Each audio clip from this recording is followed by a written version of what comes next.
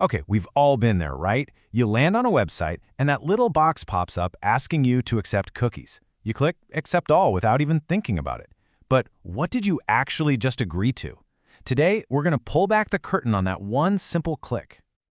You know, it feels like such a tiny, insignificant action, but that click, it sets off this incredible, complex chain reaction behind the scenes.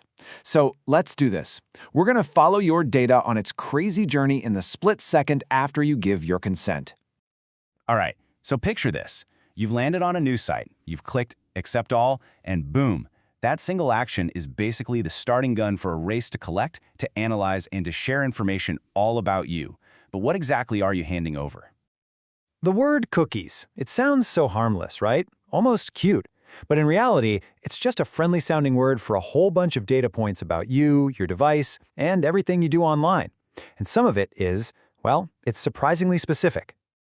And just look at the level of detail we're talking about here. This isn't just knowing what country you're in. We're talking about your precise location, down to a 500-meter radius. They also grab unique IDs for your phone or laptop, your complete browsing history, and even technical stuff like your screen size. It's basically a perfect digital fingerprint. So, all this information gets collected. But here's the thing. It doesn't just stay with the website you're visiting. Oh no. The moment you click Accept, you're basically opening the floodgates to this huge invisible network of other companies.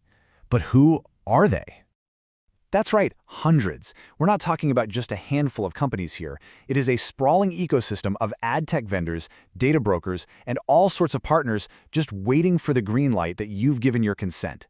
So, how many are we really talking about? 210. Let that sink in for a second.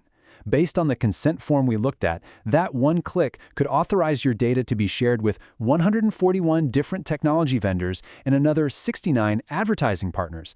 It's a whole crowd of companies you've probably never even heard of, and they're all getting a piece of your information. And get this isn't some brief, one-time thing. The permission you grant can last for a shockingly long time.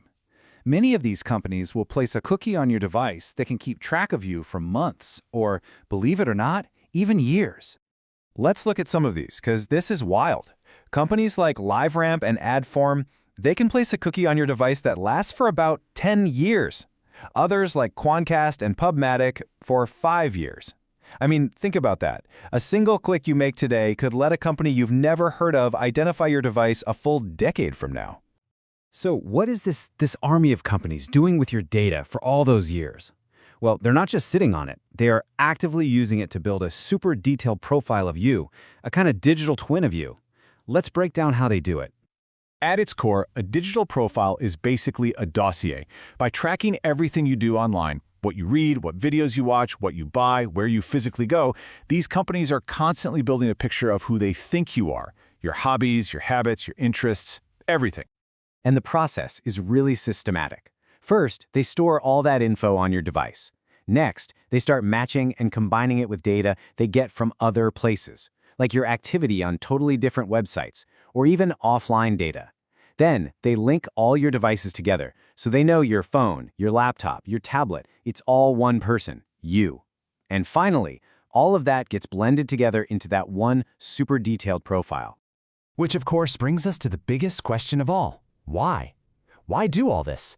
What is the end game for building this incredibly detailed digital version of you?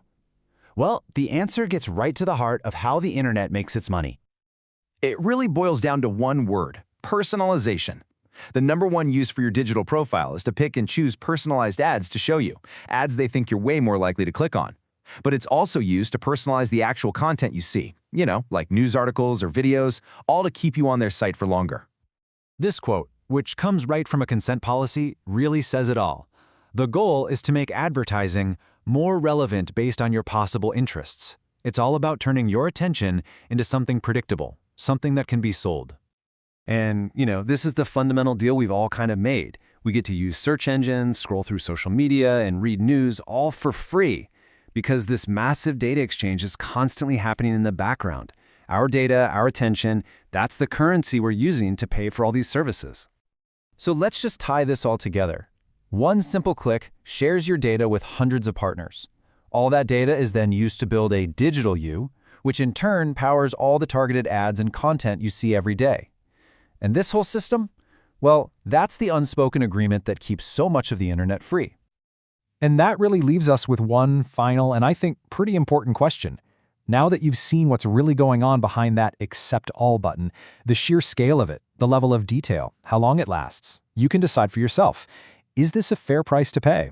It's definitely something to think about the next time that little box pops up on your screen. Thanks for joining me.